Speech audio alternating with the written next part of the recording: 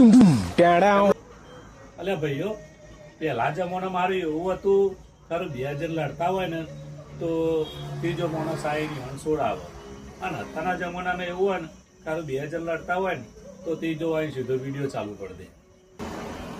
એ જ વિડીયો ફરતો ફરતો ફરતો યુટ્યુબમાં, ઇન્સ્ટાગ્રામમાં, ફેસબુકમાં જાય, અને આ 2 ભાઈઓ જોડે વિડીયો જાય જે લડતા થાય, અને એરા જોવું, ઓહો, એક જણ લોહી લવણ થઈ ગયો હોય, એક જણ માટી થઈ ગયો હોય, એક જણના બાલ ખેંચી નાખ્યા હોય, અને આ વિડીયો એના હગાવાલા જાય, અને હગાવાલો જોવું ને હાડીમાં જાય ને હાડીવાળો જોવું ભાઈ. એટલે મારું તો એટલું કહેવું ભાઈઓ કે અત્યારે લડો ને તો ચાકુ વાઠા જઈ લડજો, તમારો કોઈ વિડીયો ના બનાવે, કારણ કે સારું હગાવાલા જાય સારું ના લાગે ભાઈ. પેલા ભાઈઓ હેલ્પલાઇન હતી, અત્યારે ઓનલાઈન થઈ ગયો.